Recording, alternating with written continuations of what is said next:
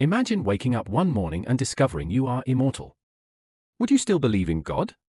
Would you wonder about heaven and hell? Or would the entire structure of faith simply dissolve into nothing? Sigmund Freud never viewed religion as a sacred truth. In his eyes, religion was humanity's collective illusion, but not a random one. Its roots feed from the deepest and most primal of human fears, the knowledge that existence will come to an end. For Freud, God was a father figure, and the need for that father figure was born precisely at the moment a child recognizes their own helplessness. But what if that helplessness had a different name than death? In his 1927 work The Future of an Illusion, Freud explicitly described religion as a form of collective neurosis. According to him, when the human mind cannot cope with reality, it does one of two things: it either represses or it sublimates. This is exactly where religion steps in. The human mind, helpless against the unpredictable forces of nature, creates a father figure. This father is both protective and punishing. He loves you and holds you accountable. Does that sound familiar? Because this pattern is almost an exact replica of the father-child relationship experienced in the earliest years of childhood. According to Freud, at the center of this structure lies not the fear of death, but a general sense of helplessness. But here I want to draw attention to something. What is the sharpest, most concrete form of helplessness? Undoubtedly, death. You can fight illness, you can overcome poverty, you can even partially ease loneliness. But death? You cannot stop death. And it is precisely at this point that religion takes on a central role in Freudian analysis. No living creature other than humans thinks about its own death. A leopard chasing prey does not ask itself, what if I die? A bee building its hive does not fall into existential anxiety. But humans are different. Humans are the only living beings who know their own finitude. And this knowledge is called death anxiety in the language of psychoanalysis, or in Heidegger's philosophical terminology, being toward death. Terror management theory picks up exactly where the Freudian legacy leaves off. Developed by Jeff Greenberg, Sheldon Solomon, and Tom Pyszczynski, this theory argues that the awareness of death lies at the foundation of all of humanity's cultural, religious, and symbolic activities. Researchers demonstrated through hundreds of experimental studies, when people are reminded of their own mortality, their religious beliefs grow stronger. Their feelings of patriotism intensify. Their sense of belonging to a group deepens. The thought of death pushes people toward a search for meaning. And religion is the oldest, most deeply rooted answer to that search. Now let us get to the central question. If there were no fear of death, would religion exist? To answer this, we first need to look at which fundamental needs religion addresses. The first is the need for meaning. Why am I here? Does my life have a purpose? These questions take on a far sharper urgency in the shadow of death. Because the question, why do I live, is really just another version of the question, why will I die? The second is the need for justice. The wicked go unpunished, the good suffer. The injustice we witness in this world directly nourishes the concept of an afterlife. But if death did not exist, this injustice would take on a very different dimension. Perhaps justice could be served in this world. Perhaps the concepts of heaven and hell would never have emerged at all. And perhaps there would be no need to think or act under the pressure of divine judgment. The third is the need for community and belonging. Religion brings people together. It creates shared rituals, shared beliefs, shared identities. But this function can also be fulfilled by nationalism or ideology. Therefore, this need can be met outside of religion as well. Viewed through a Freudian lens, the first need, the need for meaning, is directly tied to the consciousness of death. Without death, it would be debatable whether the search for meaning would ever acquire such a profoundly existential character.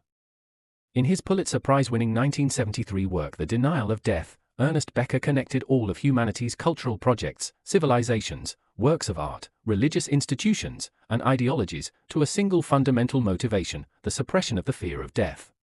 According to Becker, the human being is a creature trapped between two realities. On one side, a mind capable of thinking about the future and processing abstract concepts; on the other, a body that will decay, burn to ashes, or be buried and return to the earth.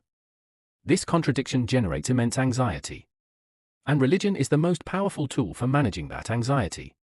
To believe in God is to be part of an immortal project. Even if I die, my faith, my community, my God will live on. Now consider this: if Becker is right, and all of this cultural architecture exists to suppress the fear of death, what will remain once that fear disappears? Think of a building. If you pull out its foundation, does the structure above collapse, or does it somehow continue to stand? There is an intriguing paradox here. Some philosophers of religion argue the exact opposite. If death did not exist, religion would be even stronger. Why? Because in an infinite life, the search for meaning would become far more urgent. Unlimited time means unlimited emptiness. And an emptiness of that scale would demand a system of meaning to fill it. But this argument is not very convincing when viewed from a Freudian perspective. Because according to Freud, the primary function of religion is to console. And consolation requires pain.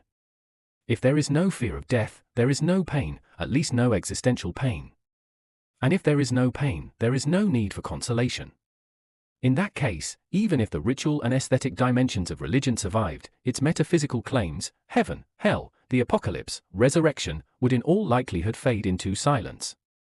An fascinating process is unfolding in the modern world. On one hand, secularization is advancing, religious participation has declined significantly, especially in Western Europe. On the other hand, as medicine has progressed, death has gradually retreated from everyday life. Centuries ago, people died at home, death was visible, concrete, inescapable. Today, death has been confined to hospitals, nursing homes, and the domain of specialists. Death has become a taboo in modern society. A Freudian reading connects these two phenomena as follows: the more we suppress death, the weaker religion becomes. The more the awareness of death is prevented from surfacing, the less the need for the consolation that religion offers. But notice, this need for consolation does not disappear entirely, it simply takes on new forms. Wellness culture, life coaching, New Age spiritualism. Are all of these not simply secular ways of managing existential anxiety? Perhaps the real question is this: is religion merely a product of the fear of death? Or does it contain something more? Or wonder? The feeling of being part of something whole. The experience of transcendence. These experiences are not directly connected to death. The sense of smallness felt on a mountain summit, the feeling of infinity in a baby's smile, the shiver that music leaves in the soul in those moments that surpass language. These can all exist without the fear of death. Freud called these the oceanic feeling and explained even this as a repressed childhood sensation. But perhaps Freud was wrong on this point. Perhaps religion contains a dimension that reaches beyond the fear of death. Perhaps a fear-free faith is possible. Or perhaps, without the fear of death, the thing we call faith would transform into something entirely different. Into something that carries no name of religion, but deep down asks the same question: why am I here? What does all this meaning signify? These questions were born with humanity, and they will continue to exist for as long as humanity endures. If there were no fear of death, would religion exist? In all likelihood, not in the form we know it as today. But humanity's search for transcendence, the struggle to hold on to a meaning greater and more powerful than oneself, may be hidden in one of the deepest layers of our existence. And that struggle, independent of death, would go on. So what do you think? If you were immortal, would you still believe?